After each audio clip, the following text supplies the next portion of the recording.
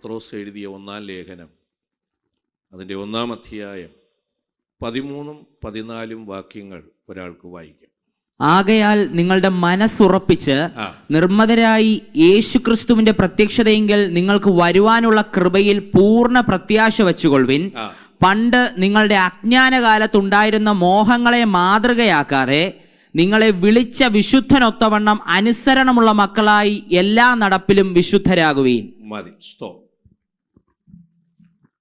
അപ്പോസ്തലനായ പത്രോസ് ദൈവസഭ എഴുതി അറിയിക്കുന്ന ആ ലേഖനത്തിൽ ഇത് പ്രത്യേകിച്ച് വൃതന്മാർക്ക് എഴുതുന്ന ഒരു ലേഖനമാണ്. അതിൻ്റെ 1-ാം അധ്യായം 2-ാമത്തെ വാക്യത്തിൽ നമ്മളിങ്ങനെയാണ് കാണുന്നത്: ചിതറിപ്പാർക്കുന്ന പരദേശികളും പിതാവായ ദൈവത്തിൻ്റെ മുന്നറിവിനൊത്തവണ്ണം ആത്മാവിൻ്റെ വിശുദ്ധീകരണം പ്രാപിച്ച് അനുസരണം കാണിപ്പാൻ യേശുക്രിസ്തുവിൻ്റെ രക്തത്താൽ തളിക്കപ്പെടുവാനുമായി വൃതന്മാരായവർക്ക് എഴുതുന്നത്. പ്രൈസലോ. വൃതൻ എന്ന് പറഞ്ഞാൽ അതിൻ്റെ അർത്ഥം, മലയാള ഭാഷയുടെ അർത്ഥം ശ്രദ്ധിക്കൂ, ഒരു പ്രത്യേക കാര്യത്തിന് വേണ്ടി ചിലതിനെ വർജിച്ച് അതിനു വേണ്ടി ഇരിക്കുന്നവനാണ്. വേണ്ട, വേദപുസ്തക ഭാഷയിലും അത് തന്നെയാണ് അതിൻ്റെ അർത്ഥം. നാസീർ വ്രതസ്ഥൻ, അവൻ ചിലത് ചെയ്യാൻ പാടില്ല, അവൻ ദൈവത്തിന് വേണ്ടി വേർതിരിക്കപ്പെട്ടവനാണ്. ഇങ്ങനെ ഓരോന്നിനായും ഒരു പ്രത്യേക ഉദ്ദേശത്തിനായി വേർതിരിക്കപ്പെട്ടിട്ട് അവന് ചെയ്തു കൂടാത്ത ചില കാര്യങ്ങളുണ്ട്. കാരണം അവൻ ആ കാര്യത്തിന് വേണ്ടി നിയമിക്കപ്പെട്ടവനാണ്. ദൈവമക്കളെ, നമ്മളെല്ലാം വൃതന്മാരാണ്. എത്ര പേർക്ക് ദൈവത്തിന് സ്തോത്രം പറയാം?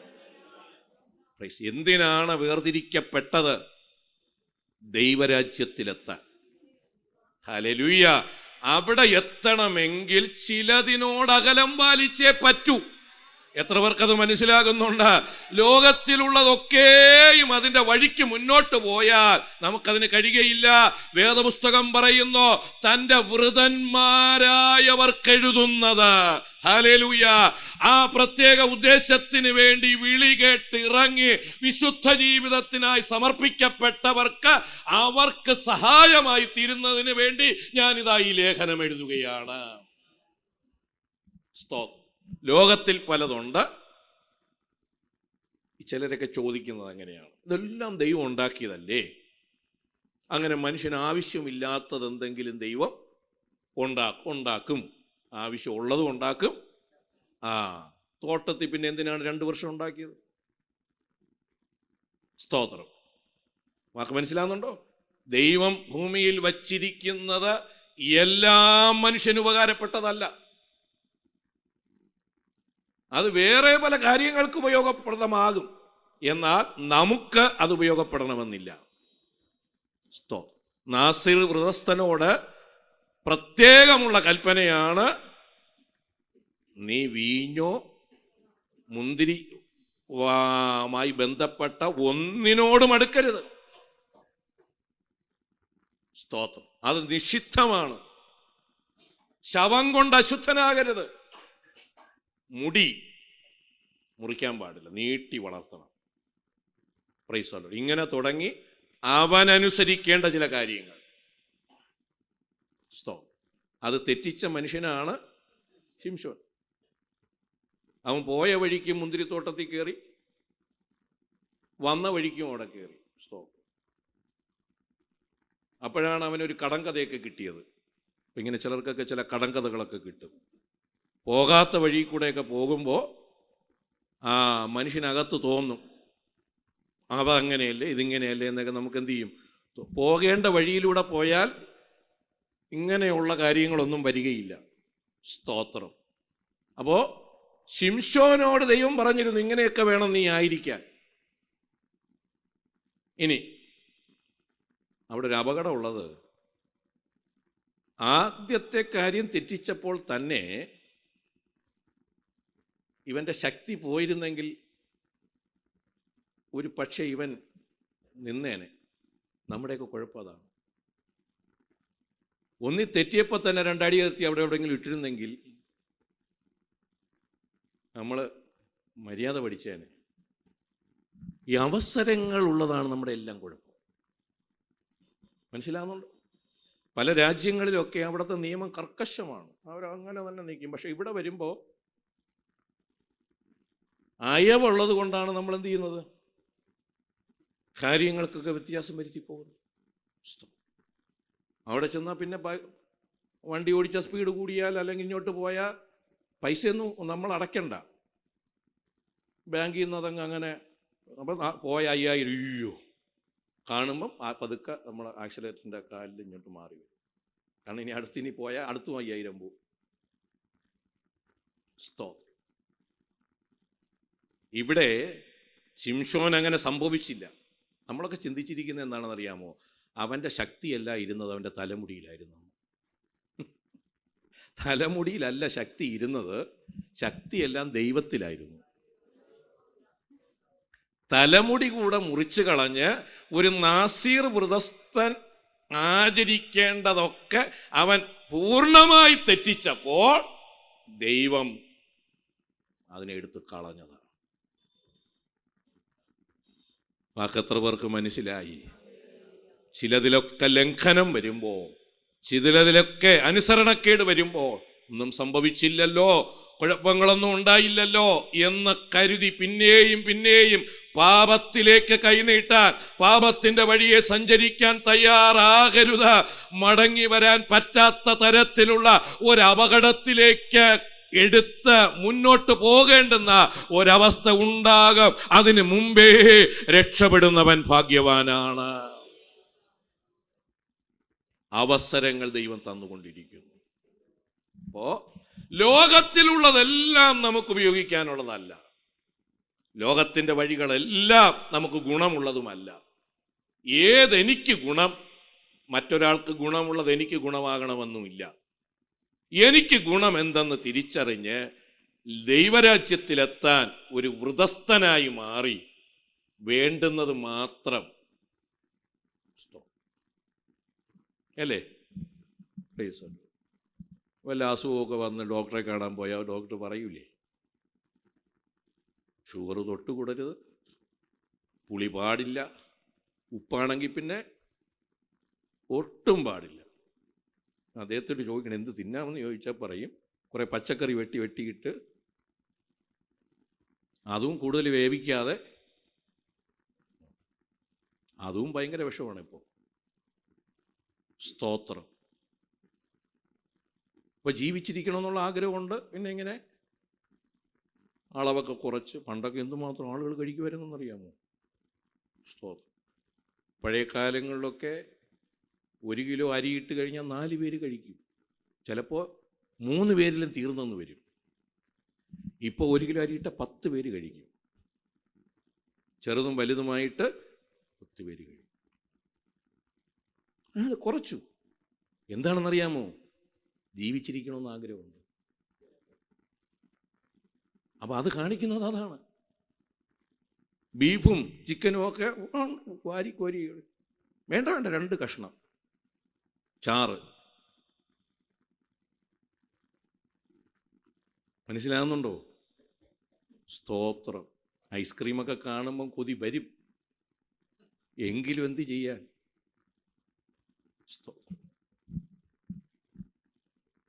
ജീവിച്ചിരിക്കണമെന്ന് ആഗ്രഹമുണ്ട്. ദൈവമക്കളെ, പാപം കാണുമ്പോൾ, ലോകമോഹങ്ങൾ കാണുമ്പോൾ അതിലേക്കൊരാകർഷണം മനുഷ്യനുണ്ടാകുക സ്വാഭാവികമാണ്.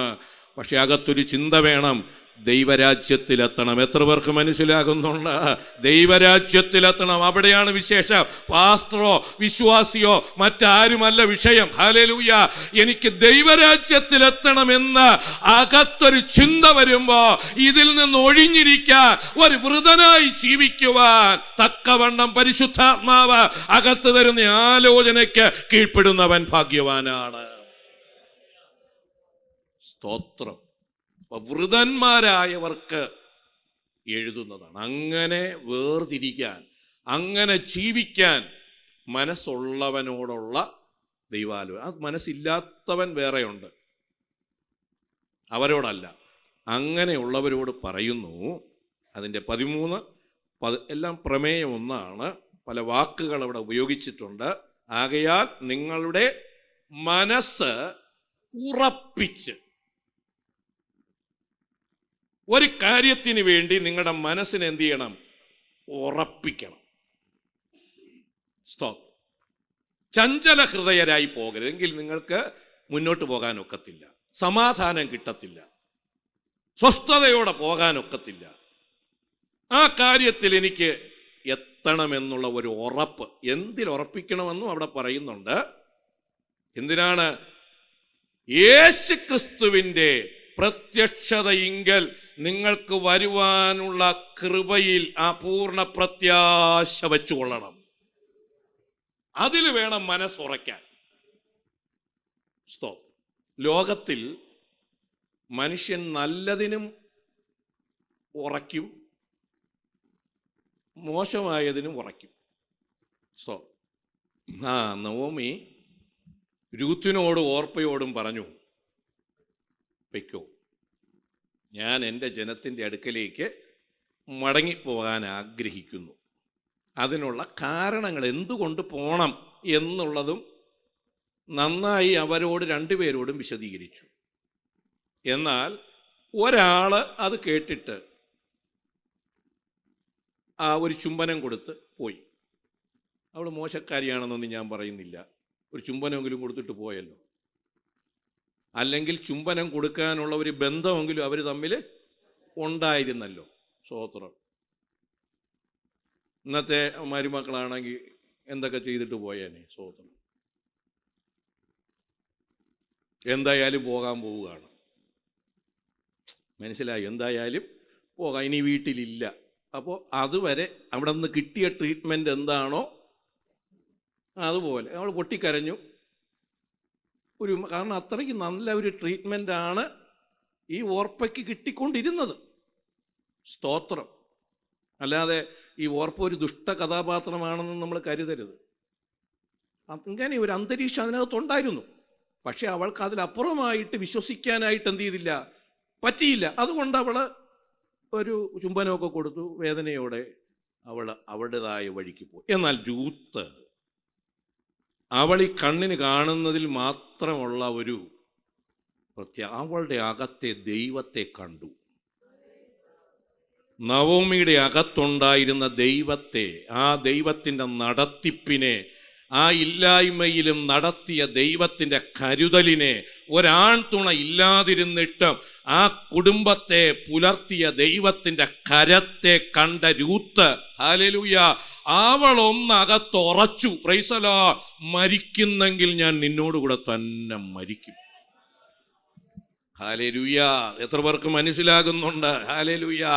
ആ ഉറപ്പ് അവളുടെ അകത്ത്, ആ മനസ്സിൽ അവളെടുത്ത ഉറപ്പ് കണ്ടപ്പോൾ നവോമിക്ക് മനസ്സിലായി, ഇനി എന്ത് പറഞ്ഞിട്ടും കാര്യമില്ല, അവൾ ഉറച്ചിരിക്കുന്നു. എത്ര പേർക്ക് ദൈവത്തിന് സ്തോത്രം പറയാം? ഹല്ലേലൂയ. ഇതാണ് നമ്മിലുണ്ടാകേണ്ട ഉറപ്പ്. സ്തോത്രം. പിശാചിന് മനസ്സിലാകണം, എന്ത് ചെയ്തിട്ട് അവൻ പിന്നെയും ചെയ്യും, അത് വേറെ കാര്യം. എന്ത് ചെയ്തിട്ടും കാര്യമില്ല, അവൻ അവിടെ പോകാൻ വേണ്ടി ഉറച്ചു തന്നെ ഇറങ്ങിയിരിക്കുകയാണ്. സ്തോത്രം. ഹല്ലേലൂയ. ലോക നന്മകളും ലോകത്തിൻ്റെ പരിപാടികളുമാണ് താല്പര്യമായിരുന്നെങ്കിൽ ഓർപ്പയെ പോലെ അതിനുള്ള അവസരങ്ങളുണ്ട്. പക്ഷേ എന്താകുമെന്നോ, ഈ നവോമിയോടുകൂടെ പോയാൽ എന്ത് ഗുണമുണ്ടാകുമെന്നോ ഒരു തരത്തിലും ഈ വരാൻ പോകുന്ന കാര്യത്തെക്കുറിച്ച് രൂത്തിന് അറിവില്ല. പക്ഷേ അവളുടെ അകത്തറിയാം, ഒരു ദൈവമുണ്ട്. നവോമി നടത്തിയ ഒരു ദൈവം ഉണ്ട്. ആ ദൈവത്തിൽ അങ്ങ് ഉറച്ചു. അല്ല, നവോമിയിലല്ല ഉറച്ചത്. അവൾ പറഞ്ഞ വാക്ക് നിന്റെ ദൈവം, നിന്റെ ദൈവം എൻ്റെ ദൈവം. നമുക്കും പറയാൻ പറ്റട്ടെ, നിന്റെ ദൈവം. മക്കൾ പറയണം, മരുമക്കൾ പറയണം, അപ്പൻ ഉയർത്തിപ്പിടിച്ച ദൈവം എൻ്റെ ദൈവം. വാക്ക് മനസ്സിലാകുന്നുണ്ടോ? അവിടെയാണ് തലമുറ തലമുറയായി അനുഗ്രഹം വരുന്നത്. ഹല്ലേലൂയ. അതിന് അപ്പൻ ദൈവത്തെ മുറുകെ പിടിച്ച് ജീവിക്കണം. അമ്മായിയമ്മ ഇവരൊക്കെ ദൈവത്തെ മുറുകെ പിടിച്ച്, അങ്ങനെ മുറുകെ പിടിച്ച് ജീവിക്കുന്നെന്ന് അഭിനയിക്കരുത്. ഇത് ഏറ്റവും കൂടുതൽ കാണുന്നത് ആരാണ്? മക്കളാണ്. നിന്റെ ദൈവം അവിടെ അനുഗ്രഹമുണ്ട്. ഉറച്ചിരിക്കുന്നു എന്ന് കണ്ടു. നമുക്ക് നമ്മുടെ തലമുറകൾക്കും കുടുംബങ്ങൾക്കും ഈ ഒരു ഉറപ്പ്. മനസ്സെന്ത് ചെയ്യുന്നു? ആരിൽ? ദൈവത്തിൽ, ക്രിസ്തുവിൻ്റെ വരവിങ്കൽ കിട്ടുന്ന ആ പ്രത്യാശയിൽ ഉറച്ചിരിക്കുക. അതാണ് ടാർഗറ്റ് ചെയ്ത് വെച്ച് ആ കാര്യത്തിലെത്താൻ. ഇനി ഇത് നല്ല ഒരു ഉറപ്പാണ്. ആവശ്യമില്ലാത്ത കാര്യങ്ങൾക്കും ഇതുപോലെ കയറി ഇല്ലെങ്കിൽ എപ്പോൾ ചത്തുകളെന്ന് പറയും. കേട്ടിട്ടില്ലേ? അങ്ങനെയൊന്നും എന്ത് ചെയ്യരുത്, കയറി ഒന്നിലും കയറി ഉറക്കരുത്. ആവശ്യമില്ലാത്ത ഒരു കാര്യത്തിലും കയറി എന്ത് ചെയ്യരുത്, ഉറക്കരുത്. നല്ലതിലേ മനസ്സിനെ എന്ത് ചെയ്യാവൂ, ഉറപ്പിക്കാവൂ. എങ്കിലേ അനുഗ്രഹം കിട്ടുള്ളൂ. സ്തോത്രം. എത്ര പേർക്ക് സ്തോത്രം പറയാം? പിന്നെ ഭയവും സംശയവും ടെൻഷനും ഒക്കെ കയറി പിടിക്കുന്ന ആൾക്കാരുണ്ട്. എന്നെ കൊണ്ട് ഇത് പറ്റുമോ? യോശുവയ്ക്ക് മോശയുടെ കാലം തീരാറായി കഴിഞ്ഞപ്പോൾ ദൈവം പറഞ്ഞു, യോശുവയുടെ നീ നടത്തിക്കോണോ. അപ്പോൾ യോശുവയ്ക്കാണെങ്കിൽ ആകെ പേടി. ഇവിടെ യോശുവ ആരാണ്? മോശ ആരാണ്? ഇനി അതുപോലെ ഇതെങ്ങനെ കാരണം ഈ മോശയുടെ നേരെ എല്ലാം കൂടെ കയറി വരുന്നതെല്ലാം കണ്ടുകൊണ്ടിരിക്കുകയാണ്. സ്തോത്രം. എത്ര പ്രാവശ്യമാണ് മോശയെ അടിച്ചു കൊല്ലാത്തത്? ഇതെല്ലാം ആര് കാണുകയാണ്? സ്തോത്രം. അപ്പൊ യോശുവ പറഞ്ഞു, ഇതൊന്നും നമ്മളെ കൊണ്ടൊന്നും പറ്റുന്ന കാര്യമൊന്നുമല്ല. അന്നേരം ദൈവം യോശുവയോട് എത്ര പ്രാവശ്യം പറഞ്ഞെന്നറിയാമോ? നീ ഉറപ്പും മാത്രം ഇരുന്നാൽ മതി, ചെയ്യേണ്ടതൊക്കെ ഞാൻ ചെയ്തോളാം. യോശുവ 1:7 വായിച്ചു. എന്റെ ദാസനായ മോശ നിന്നോട് കൽപ്പിച്ചിട്ടുള്ള ന്യായപ്രമാണമൊക്കെയും അനുസരിച്ച് നടക്കേണ്ടതിന് നല്ല ഉറപ്പും ധൈര്യവും ഉള്ളവനായി മാത്രം ഇരിക്കുക. ചെല്ലുന്നിടത്തൊക്കെയും നീ ശുഭമായിരിക്കേണ്ടതിന് അത് വിട്ട് ഇടത്തോട്ടോ വലത്തോട്ടോ മാറരുത്. ഹല്ലേലൂയ. Price the Lord.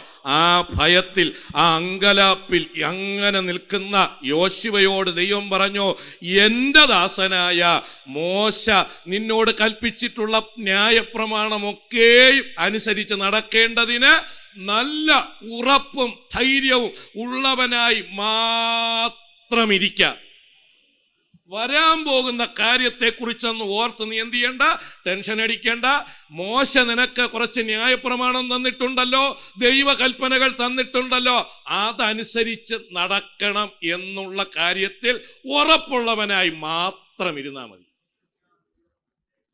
ആ വാക്ക് വിട്ടിട്ട് നീ ഇടത്തോട്ടോ വലത്തോട്ടോ തിരിയരുത്. എങ്കിൽ നീ എന്ത് ചെയ്യും?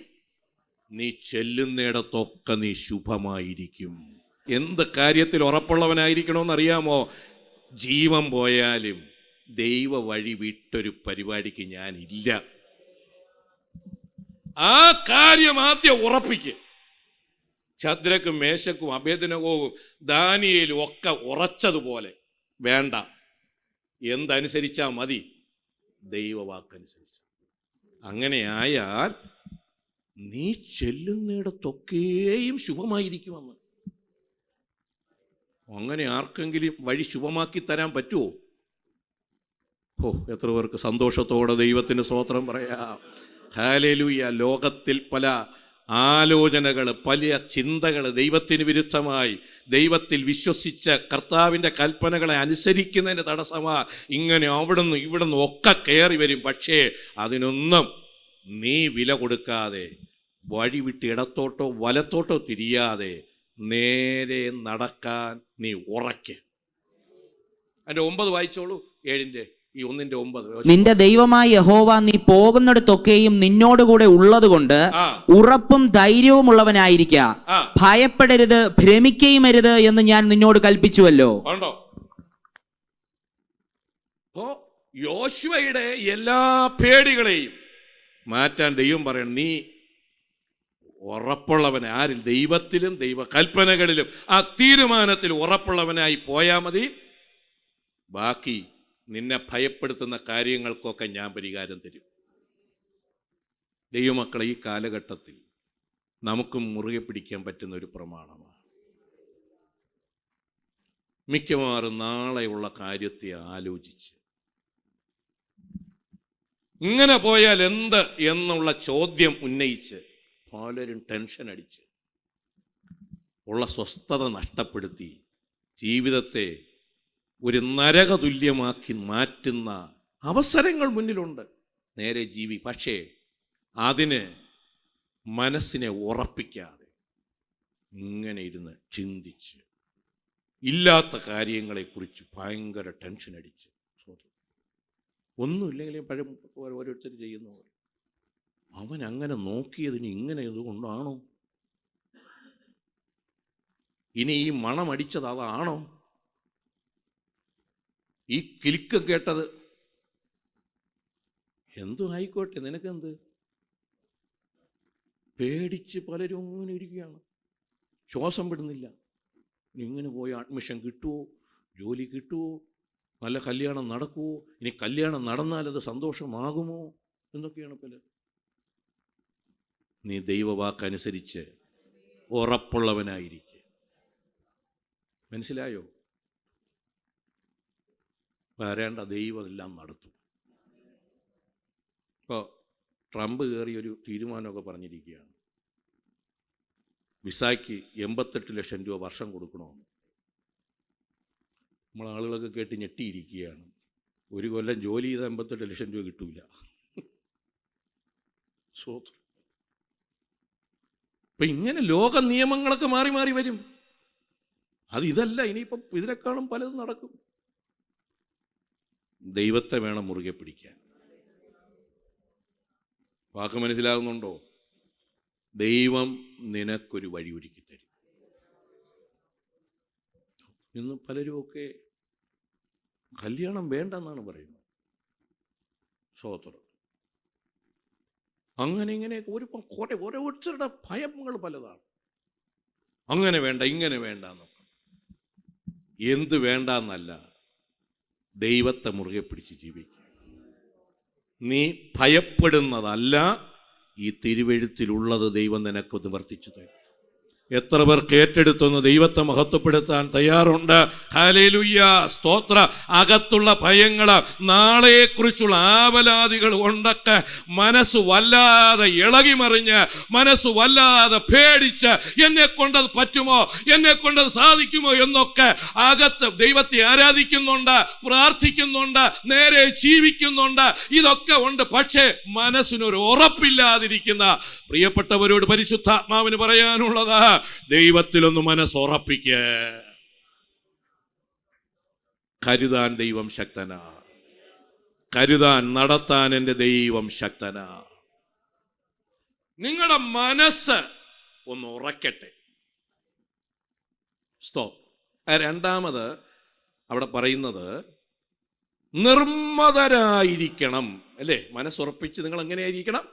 നിർമ്മതരായിരിക്കണം.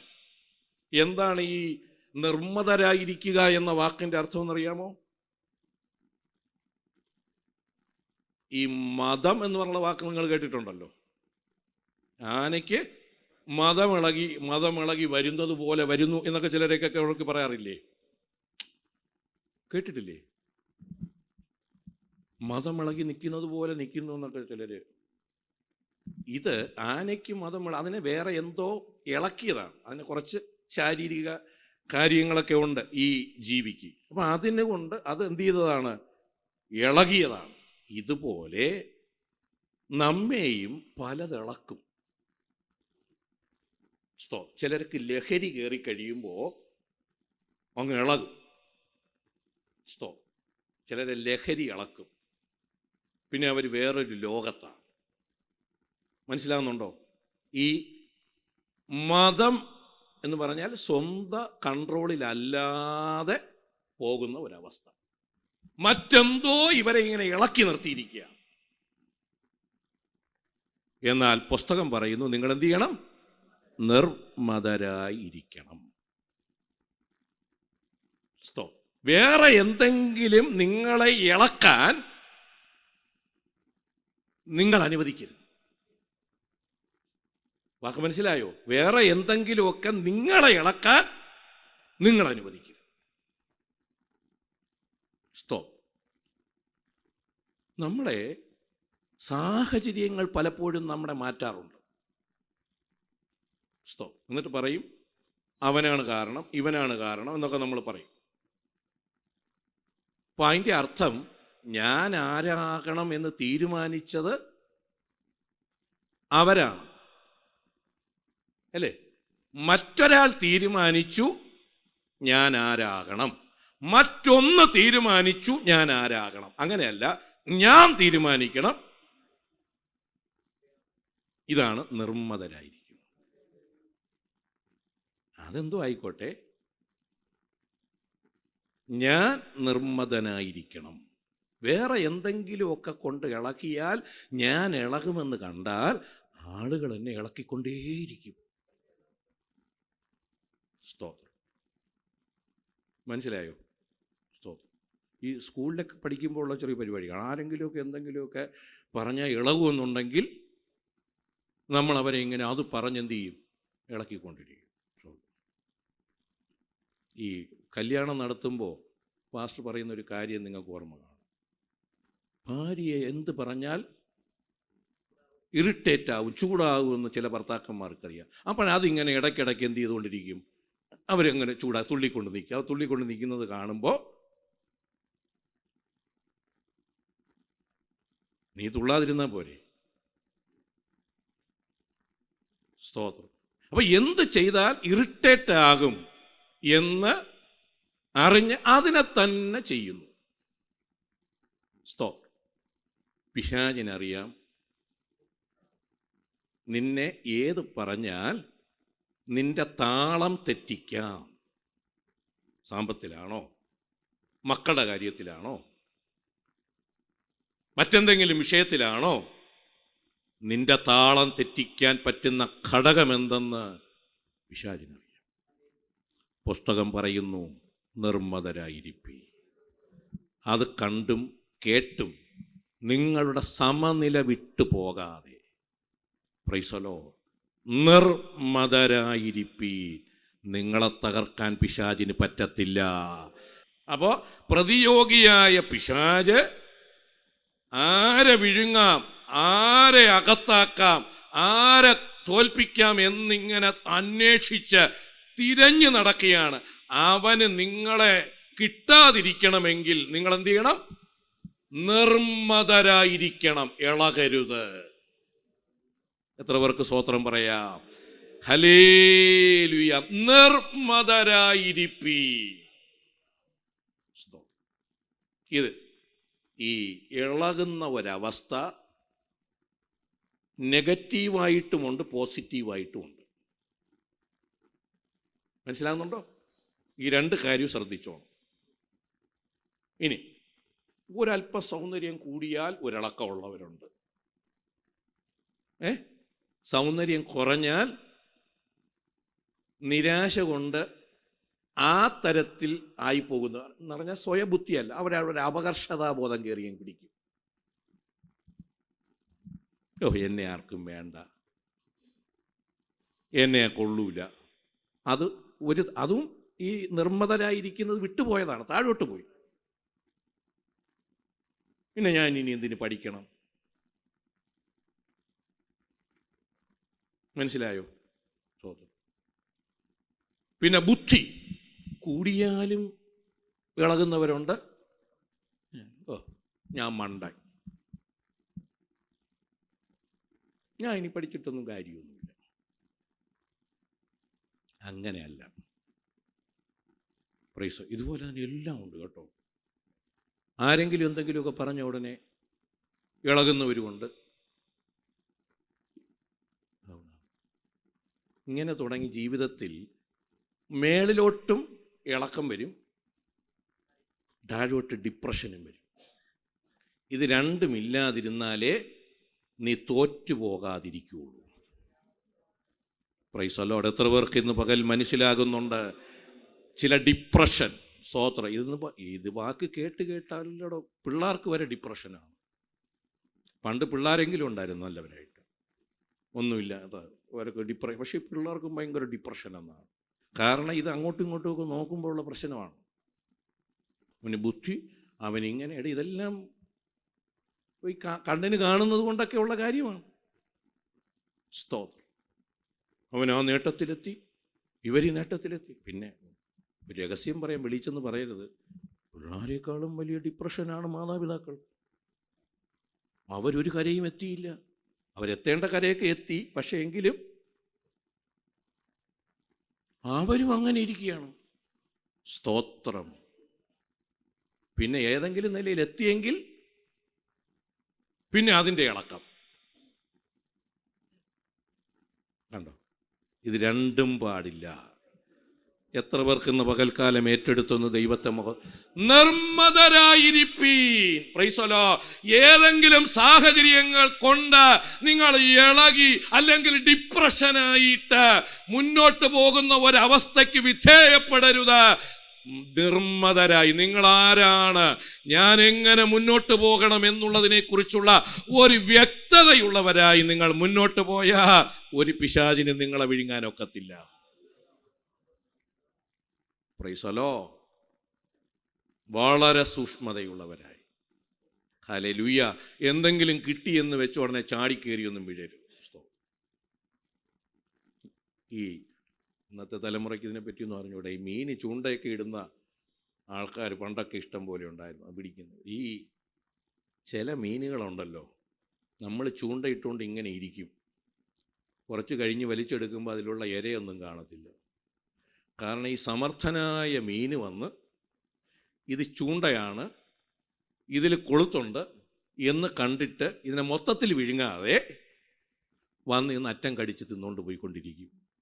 ഞാൻ വിചാരിക്കും ഇപ്പോൾ ഇത് കിട്ടും, വലിച്ചെടുക്കുമ്പോൾ കമ്പി മാത്രമേ ഉള്ളൂ. ഇങ്ങനെ വരണമെങ്കിൽ നീ എന്ത് ചെയ്യണം? നിർമ്മതരായിരിക്കണം. ഇങ്ങനെ എന്തെങ്കിലും ഒന്ന് വന്നു എന്ന് കണ്ട ഉടനെ എന്ത് ചെയ്യരുത്? ശരി. അപ്പോൾ നിങ്ങളുടെ മനസ്സെന്ത് ചെയ്യട്ടെ? ഉറച്ചിരിക്കട്ടെ. എന്തിൽ ഉറച്ചിരിക്കണം? യേശുക്രിസ്തുവിൻ്റെ പ്രത്യക്ഷത ഇങ്കൽ കിട്ടാനുള്ള ആ നന്മ അത് കിട്ടും, അത് പ്രാപിക്കും എന്നുള്ള കാര്യത്തിൽ നിങ്ങളുടെ മനസ്സിനെ ഉറപ്പിക്കണം. ആ ഉറപ്പോടെ മുന്നോട്ട് പോയാൽ നിങ്ങൾക്ക് ഇവിടെ ആവശ്യമായതൊക്കെ കർത്താവ് തരും. വിദ്യാഭ്യാസത്തിലും നിങ്ങളുടെ കുടുംബജീവിതത്തിലും ശരീരത്തിനും വേണ്ടുന്നത് കർത്താവ് തരും. അതിനെക്കുറിച്ച് നിങ്ങൾ ടെൻഷൻ അടിക്കേണ്ട കാര്യമില്ല. 2, നിർമ്മതരായി. എന്തെങ്കിലുമൊക്കെ കണ്ട് ഇളക്കി മനസ്സിനെ ആ തരത്തിൽ നയിച്ച് അതിൻ്റെ പുറകെ പോകരുത്. നിർമ്മതരായി. ഇനി അടുത്ത് അതിൻ്റെ 14-ാമത്തെ വാക്യത്തിൽ വേറൊരു പ്രയോഗമുണ്ട്. പണ്ട് നിങ്ങളുടെ അജ്ഞാനകാലത്ത് ഉണ്ടായിരുന്ന മോഹങ്ങളെ എന്ത് ചെയ്യരുത്? മാതൃകയാക്കാതെ നിങ്ങളെ വിളിച്ച വിശുദ്ധന് ഒത്തവണ്ണം അനുസരണമുള്ള മക്കളായി എല്ലാ നടപ്പിലും വിശുദ്ധരാകുവീ. അപ്പോൾ ഒന്ന്, മനസ്സെന്ത് ചെയ്യണം? എവിടെ ഉറയ്ക്കണം? കർത്താവിൻ്റെ വരവിങ്കൽ എനിക്ക് കിട്ടാനുള്ളതിൽ ഞാൻ എൻ്റെ മനസ്സുറപ്പിച്ചിട്ട് മുന്നോട്ട് യാത്ര ചെയ്തുകൊണ്ടിരിക്കണം. നിർമ്മതരാകരുത്.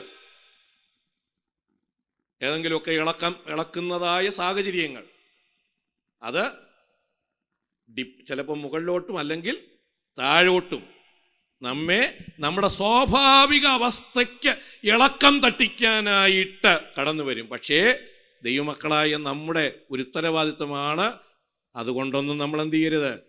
ഇളകി മുകളിലോട്ടും പോകരുത്, ഡിപ്രസ്സായി താഴോട്ടും പോകരുത്. നമ്മുടെ നോർമൽ കണ്ടീഷൻ. സോ BP കൂടുകയും ചെയ്യരുത്. അത് മെയിൻറ്റെയിൻ ചെയ്യുക എന്ന് പറഞ്ഞാൽ ഇച്ചിരി പാടാണ്. ഷുഗർ കൂടുകയും ചെയ്യരുത്. ചിലർ കുറഞ്ഞെന്നും കുഴപ്പമാണ്. നീ കുഴഞ്ഞു വീണു പോയാൽ പിന്നെ സ്തോത്രം. സ്ഥിരത, ഒരുറപ്പ് നമ്മുടെ ജീവിതത്തിലുണ്ടാകും. ഹല്ലേലൂയ. നമ്മളെ ഇളക്കം തട്ടിക്കുന്ന ഒരു പ്രധാന ഘടകം എന്താണെന്ന് ചോദിച്ചാൽ, നമ്മളിങ്ങനെ പതുക്കെ പതുക്കെ പോകുമ്പോഴാണ് വേറൊരുത്തം വന്ന് 2 ചാട്ടം കാടി നമ്മളെ ഓവർടേക്ക് ചെയ്തങ്ങ് പോകും. ഓവർടേക്ക് ചെയ്ത് പോകും. എന്നാൽ പിന്നെ ഇപ്പം കിട്ടിയ വലിയ കാര്യമൊന്നും നമ്മൾ അതിൻ്റെ പുറകെ പോരുത്. നിനക്കോടാനുള്ള സ്പീഡ് കുറവാണ്. അവൻ ഓടും, നിന്നെ കൊണ്ട് എന്ത് ചെയ്യാൻ പറ്റത്തില്ല. സ്തോത്രം. ഇത് ലോകത്തിൽ സംഭവിക്കുന്ന ഒരു കാര്യമാണ്. നിങ്ങളിങ്ങനെ പോകുമ്പോഴാണ് വേറൊരാൾ നമ്മളിങ്ങനെ, എങ്കിൽ പിന്നെ അവൻ്റെ ഒപ്പം എത്തിയിട്ട് തന്നെ എടാ, അതിനുള്ള കപ്പാസിറ്റി നിനക്കില്ല. അവന് കപ്പാസിറ്റി ഉണ്ട്, മനസ്സിലായോ? അവൻ BMW വാങ്ങിച്ചു. നീ ഒരു കാര്യം ചെയ്, BMW എന്നൊരു സ്റ്റിക്കർ വാങ്ങിച്ച് BMW. എടാ, അവനതിന് കപ്പാസിറ്റി ഉണ്ട് അതുപോലെ ഓടാൻ. നീ അതിൻ്റെ ഒപ്പം തീരരുത്, നിനക്കൊരിളക്കം തട്ടരുത്. അപ്പോൾ എത്ര പേർക്ക് ഞാനീ പറയുന്നത് രസകരമായിട്ടാണെങ്കിലും, സ്തോത്രം, നിന്നെ ഇതുപോലെ ഇളക്കം തട്ടിക്കുന്ന ആത്മീയത്തിലുമുണ്ട്. സ്തോത്രം. മൂങ്ങനെ വെച്ചു പാസ് പറഞ്ഞല്ലോ, ആത്മീയം വന്നൂട്ടാ ഒരു ഭയങ്കരം വരും. പോയിട്ടാ പിന്നെ ഒരു പോക്ക്, പിന്നെ ആ വഴിക്കേ കാണൂല. അങ്ങനെയല്ല. കഴിഞ്ഞ വെള്ളിയാഴ്ച പ്രസംഗിച്ചപ്പോൾ പറഞ്ഞു, നമ്മുടെ ആമയുടെയും ഓട്ടം ആരെപ്പോലെ ഓടണമെന്നറിയാമോ? ആമയെപ്പോലെ ഓടണം. സ്ഥിരത വേണം. ഓടിയോ ഇല്ലേന്നൊന്നും എനിക്ക് അറിഞ്ഞൂടാ. എന്തായാലും അതൊരു നല്ല കഥയാണ്. ഈ മുയൽ നോക്കിയപ്പോൾ നല്ല ഓടാൻ നല്ല സ്ഥലം അങ്ങനെ കിടക്കുകയാണ്. 2 ചാട്ടം ചാടിയപ്പോൾ ഏകദേശം ഫിനിഷിംഗ് പോയിന്റിൻ്റെ അടുത്തെത്തി. തിരിഞ്ഞു നോക്കിയപ്പോൾ ആരെ കാണാനില്ല. അവനൊരു സന്തോഷം. ആമ നോക്കിയപ്പോൾ കാണാം, മുയലിനെ കാണാനില്ല. നമ്മളാണെങ്കിൽ ഓട്ടം നിർത്തിയിട്ട് വീട്ടിൽ ചെന്ന് കിടന്നുറങ്ങിയാൽ ഇനി ഓടിയിട്ട് കാര്യമുണ്ട് അല്ലേ? ഡിപ്രഷനായി. ദൈവം എനിക്ക് ഓടാനുള്ള ശക്തി ഒന്നും അവനൊക്കെ വാരിക്കോരി കൊടുത്തിരിക്കുന്നു. നേരത്തെ ഒരു ദൈവദാസ ഇവിടെ ഒന്ന് പ്രസംഗിച്ചപ്പോൾ പറഞ്ഞ പോലെ, അയാൾക്ക് കൊടുത്തതിൻ്റെ കളറിൻ്റെ ഒരു പകുതി എനിക്ക് തന്നിരുന്നെങ്കിൽ ഞാൻ രക്ഷപ്പെട്ടു അദ്ദേഹം പറഞ്ഞു. അദ്ദേഹം രസകരമായിട്ടല്ലാതെ ആ രീതിയിലല്ല പറഞ്ഞത്, എങ്കിൽ ഇതുപോലെ നമുക്ക് തോന്നിപ്പോവും, അവന് കിട്ടിയതിൻ്റെ ഒരു പകുതി എനിക്ക് കിട്ടിയിരുന്നെങ്കിൽ. നിനക്കെന്തിനാ അതിൻ്റെ പകുതി? നിനക്കുള്ള മുഴുവനും ദൈവം തന്നിട്ടില്ലേ? സ്വതന്ത്രം. ഈ മാതാപിതാക്കളൊന്നും പറയരുത്, അവനെ നോക്കടാ, ഇവനെ നോക്കടാ, അവൻ്റെ അതൊന്നും വേണ്ട. നിന്നെ തന്നെ നോക്കിയാൽ മതി. ദൈവം നിനക്ക് തന്ന, എത്ര പേർക്ക് സ്വോത്രം പറഞ്ഞ ദൈവത്തെ മഹത്വം. ഒരു കുറവും നിനക്ക് ദൈവം വരുത്തിയിട്ടില്ല. എത്ര പേരത് വിശ്വസിക്കുന്നുണ്ട്? ഒരു കുറവും നിന്റെ ജീവിതത്തിൽ ദൈവം വരുത്തിയിട്ടില്ല. ഏറ്റവും നന്നായി നന്മ അനുഭവിപ്പാൻ, അനുഗ്രഹം അനുഭവിപ്പാൻ എൻ്റെ ദൈവം നിന്നെ സൃഷ്ടിച്ച അതിനൊത്തവണ്ണം നടത്തുന്ന ആ ദൈവത്തിൽ നിനക്കൊരുറപ്പുണ്ടായിരിക്കണം. നിനക്ക് കിട്ടിയ വേഗതയനുസരിച്ച്, നിനക്കുള്ള കഴിവനുസരിച്ച് നീ ഓടിയാൽ മതി, നീ ജയിക്കും. അവൻ ഓടി, അവൻ മുയലിനെ ഇല്ലെങ്കിലും കുഴപ്പമില്ല. അവന് പിന്നെ ഇല്ലാത്ത വേഗത ഉണ്ടെന്ന് വരുത്തിയതുമില്ല. അവന് പറ്റുന്ന വേഗതയിൽ അവനിങ്ങനെ നടന്ന് പതുക്കെ പോയിക്കൊണ്ടിരിക്കുക. ദൈവമക്കളോട് പറയട്ടെ, ഇതാണ് നമുക്കുള്ള മാതൃക. മുന്നിൽ വച്ചിരിക്കുന്ന ഓട്ടം സ്ഥിരതയോടെ. കുറേ പേരൊക്കെ ഓവർടേക്ക് ചെയ്ത് പോകും, കുറേ പേരൊക്കെ പുറകോട്ട് പോകും, കുറച്ച് പേരൊക്കെ തകർന്നു പോകും, അവർ മതിയാക്കി പോകും. ഇതൊന്നും കണ്ടിട്ട് നീ നിന്റെ മുന്നിൽ വച്ചിരിക്കുന്ന ഓട്ടം നിർത്തരുത്.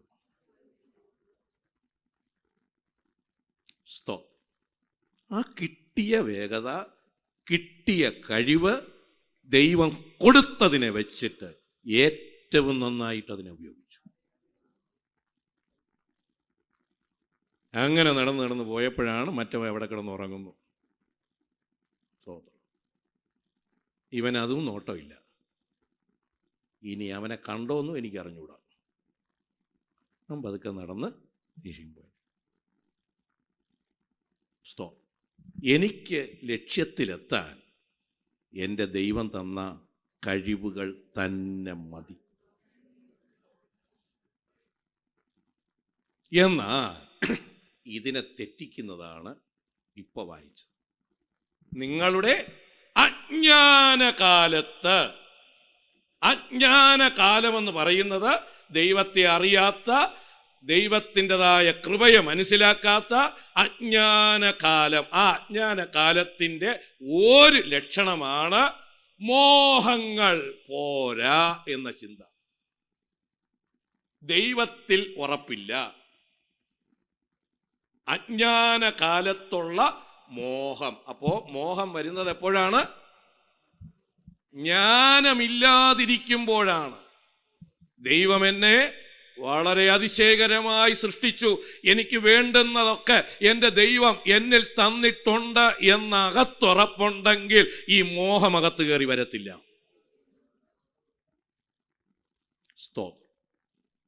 ഒരു വല്ലാത്ത സാധനമാണ് ഈ മോഹം. നമ്മുടെ പിതാക്കന്മാരെ തെറ്റിച്ച ഏറ്റവും പ്രധാന ഘടകങ്ങളിലൊന്നാണ് ഈ 1 കൊരിന്ത്യർ 10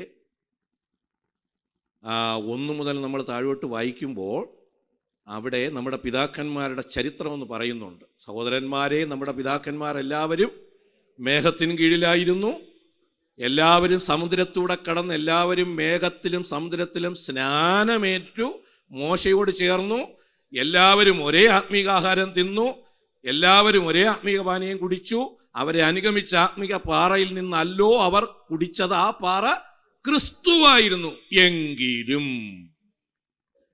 നോക്കൂ, ഇങ്ങനെയുള്ള എല്ലാ ക്വാളിറ്റിയും എടുത്തു പറയത്തക്കവണ്ണം പ്രാഗൽഭ്യമുള്ളവരായിട്ടും എങ്കിലും അവരിൽ മിക്ക പേരിലും ദൈവം എന്ത് ചെയ്തില്ല?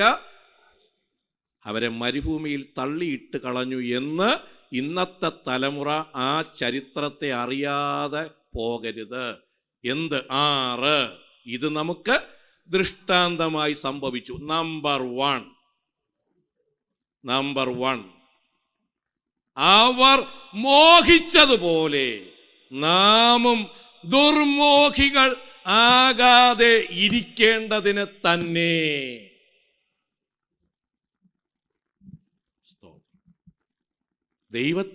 ദൈവം എല്ലാം തരുന്നു. യഹോവ നമ്മൾ സാധാരണ കുട്ടികളെ അവർ കൊച്ചു കുട്ടികളായി വളർന്നു വരുമ്പോൾ തന്നെ ആദ്യം പഠിപ്പിക്കുന്ന വാക്കുകളിലൊന്നാണ് യഹോവ എൻ്റെ ഇടയനാകുന്നു, എനിക്ക് മുട്ടുണ്ടാകയില്ല.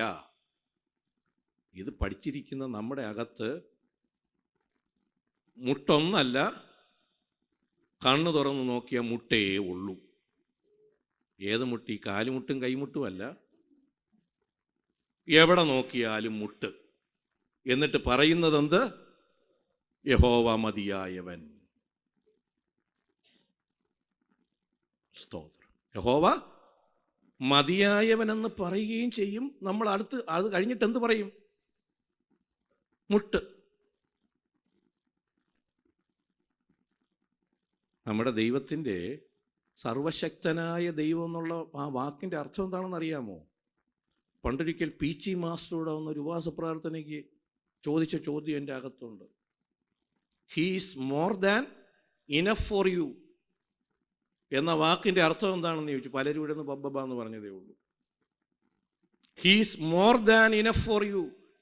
അവൻ നമുക്ക് മതിയായതിലും അധികമാകുന്നു. ഇത് പറയുകയും ചെയ്യും, മുട്ടിനെ കുറിച്ച് പറയുകയും ചെയ്യും. ഇതാണ് തമ്മിൽ ചേരാത്തത്. അജ്ഞാനകാലത്ത് അതാണ് വാഗൊണ്ട് പറയുന്നത്. അകത്ത് അതിനെ ഉൾക്കൊള്ളാനുള്ള ജ്ഞാനമില്ലാതിരുന്ന കാലത്ത് സ്തോത്രം. ഈ പഠിക്കുന്ന കുട്ടികളൊക്കെ 2 തരത്തിൽ പഠിക്കും. ഈ മാത്തമാറ്റിക്സ് ഒക്കെ കാണാതെ എല്ലാം പഠിക്കുന്ന കുട്ടികളുണ്ട്. പുസ്തകം മുഴുവനും പഠിച്ചു, 2 അക്കം മാറി വന്ന അത് ആ കൊടുത്തിരുന്നത് അതുപോലെ വന്നാൽ ഭാഗ്യവാന്മാർ, രക്ഷപ്പെട്ടു. അത് 4-ന് പകരം 3 വന്ന, 1 നിലയ്ക്ക് പകരം 2 നില വന്ന, ഇത് പഠിപ്പിച്ചില്ല, ഇത് പഠിപ്പിച്ചില്ല. എടാ, അതും പഠിപ്പിച്ചിട്ടാണ് വിട്ടത്. പക്ഷെ നമ്മൾ എന്ത് ചെയ്തു? അത് ഗ്രഹിച്ചില്ല. സ്തോത്രം. മനസ്സിലാവുന്നുണ്ടോ? സ്തോത്രം. ഗ്രഹിച്ചില്ല. നമുക്കത് സോൾവ് ചെയ്യാൻ പറ്റത്തില്ല. ഇതുപോലെ ദൈവത്തെക്കുറിച്ചുള്ള അറിവൊക്കെ അപാരമാണ്. ദൈവം അങ്ങനെയാണ്, ദൈവത്തിന് ഇത്ര പേരുണ്ട്. എടാ, ഒരു പേര് പഠിച്ചിട്ട് അതിനെങ്കിലും അറിയേ, സമാധാനത്തോടെ ജീവിക്കേ. സ്തോത്രം. He is more than enough for you. എൻ്റെ ആവശ്യം എന്താണോ അതിലും അപ്പുറം തരാൻ ഞാൻ സേവിക്കുന്ന എൻ്റെ ദൈവം കഴിവുള്ളവൻ. എത്ര പേര് ധൈര്യത്തോടെ ഹല്ലേലൂയ, എനിക്കെന്താവശ്യമുണ്ടോ അതിലും അധികമായി അത് തന്ന എന്നെയും എൻ്റെ കുടുംബത്തെയും നമ്മയൊക്കെ നടത്താൻ എൻ്റെ ദൈവത്തിന് കഴിവുണ്ടെന്നുള്ള ഒരു ദൈവിക ജ്ഞാനം നമ്മുടെ അകത്ത് വരുമ്പോ നമ്മിൽ നിന്ന് പുറത്തു പോകുന്ന ഒന്നാണ് ഈ ദുർമോഹങ്ങൾ.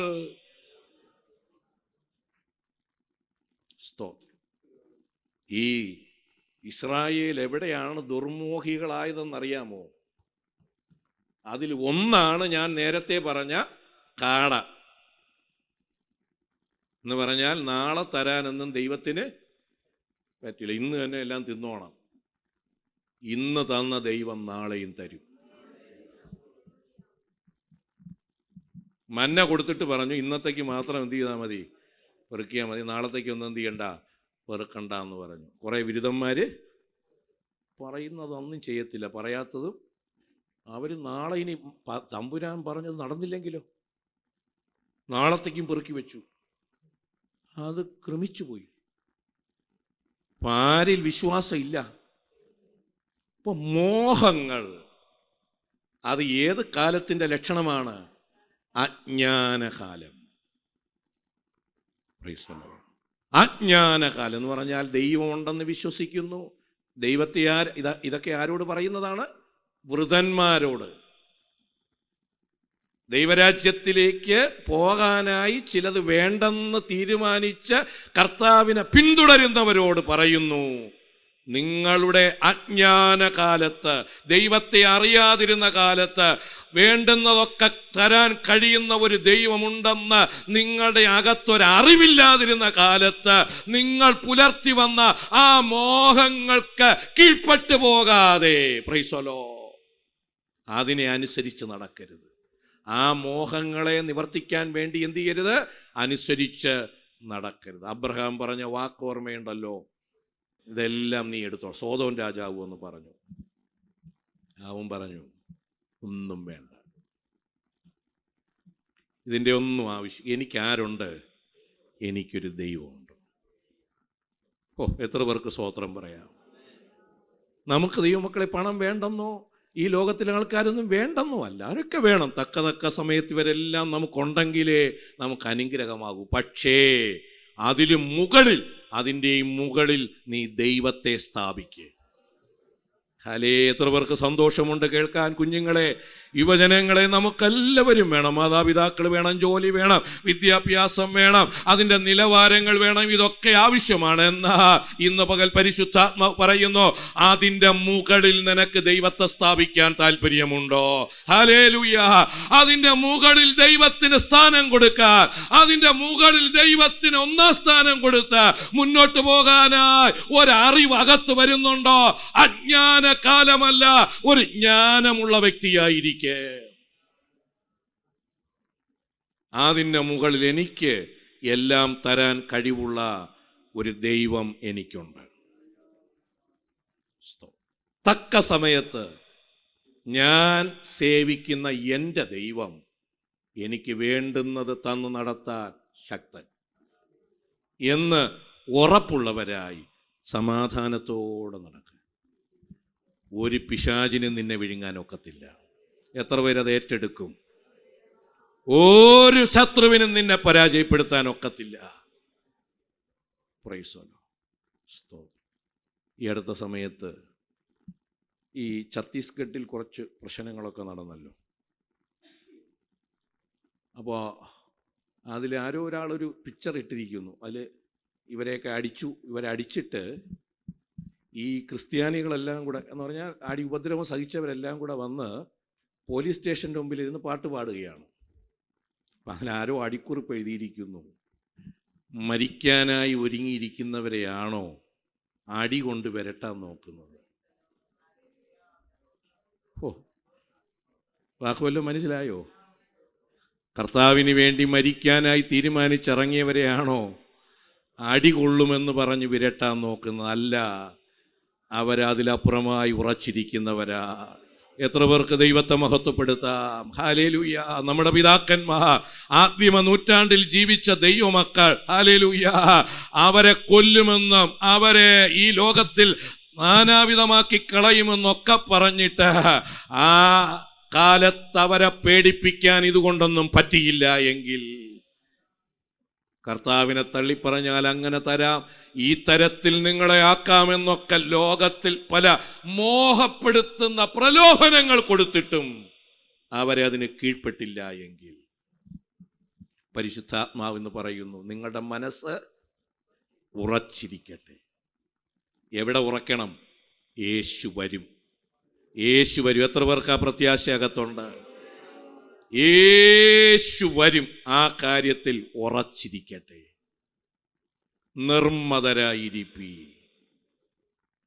എന്തെങ്കിലും ദൈവം തന്നിരിക്കുന്നു, ലോകത്തിൽ കഴിവുണ്ട് എന്ന് വെച്ച് ഉയരരുത്. ഒന്നുമില്ല എന്ന് വെച്ച് നീ ഡിപ്രഷനാകരുത്. സാവധാനതയോടെ, സ്ഥിരതയോടെ നിന്റെ ക്രിസ്തീയ ജീവിതം നീ നയിക്കണം. ദൈവം തന്ന കഴിവുകളും ദൈവം തന്ന കൃപയ്ക്കും തക്കവണ്ണം നീ അധ്വാനിക്കണം. നിന്നെ കൊണ്ട് ചെയ്യാൻ പറ്റുന്നത് ചെയ്യണം. നിർമ്മതരായി നീ യാത്ര ചെയ്യണം.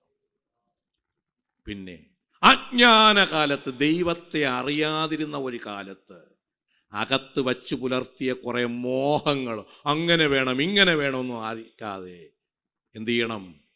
ദൈവവാക്കനുസരിച്ച് നിങ്ങളെ വിളിച്ച വിശുദ്ധന് തക്കവണ്ണം എല്ലാ നടപ്പിലും വിശുദ്ധരാകുക.